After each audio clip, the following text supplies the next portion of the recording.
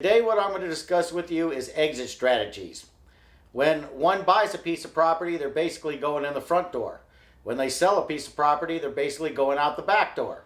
So we need to know where the back door is when we go in the front door.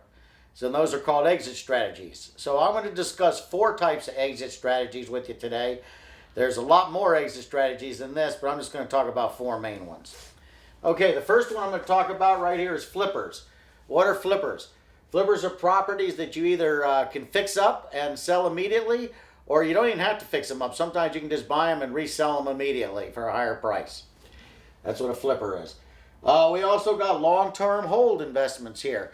Some people buy properties so they can hold on to it forever and let the tenants pay off the mortgage. That's a very good strategy if you want to get rich. Okay, another thing is the 1031 exchanges over here.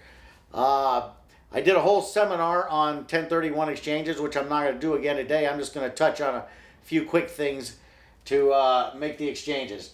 All right, what type of exchanges? We have a simultaneous exchange.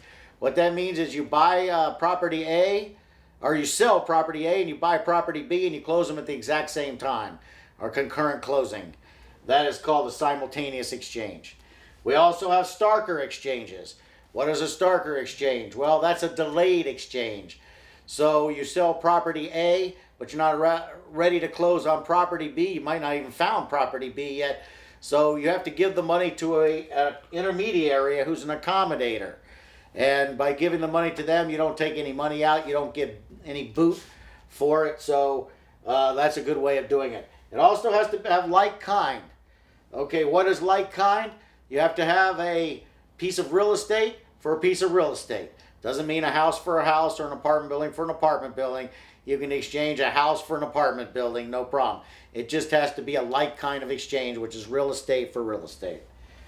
You have to identify the property within 45 days. You can identify 3 properties, give that information to the intermediary, and then you have to close on one of those 3 to make it a tax-deferred exchange. You also have 180 days to get that done. That's 180 days from the day that you close your property on the sale.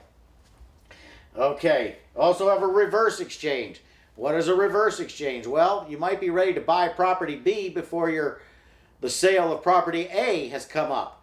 Well, therefore, you might want to do what we call a reverse exchange. They have rules and regulations for that. I'm not going to get into that. I'll probably do a whole seminar on that. But that's another type of exchange. You also have multi-party exchanges. What does that mean? Well, you could have 2, 3 exchanges going on at once. Exchange from property A to property B. Another exchange from property B to property C. Another exchange from property C to property D. Might be 3 different parties in the exchange. Might be just your exchange. I'm not sure. So that's called a multi-party exchange. Okay, that's enough on the 1031 exchanges now.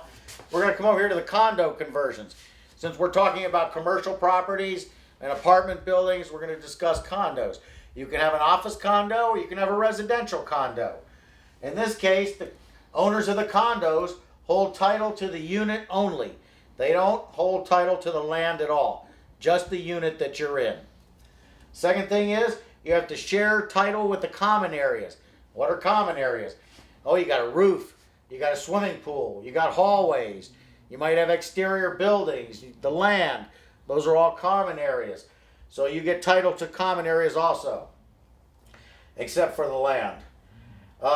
Condo owners, they pay property taxes on their individual units, not on the whole building, just on that one unit. If it's a 200-unit building, all 200 people throw the taxes in together. That's how the taxes are paid. However, fees are collected every month for common area maintenance. Those are called homeowner association fees.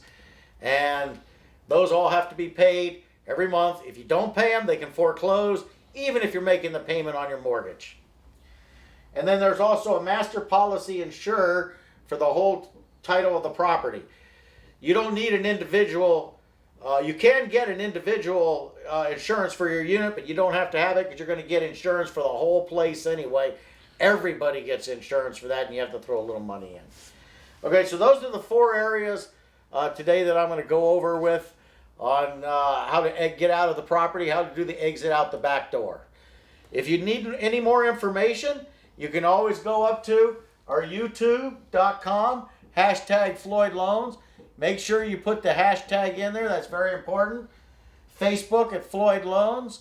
You got Twitter at Floyd Loans, and then you got Floyd at WoodrumFinancial.com.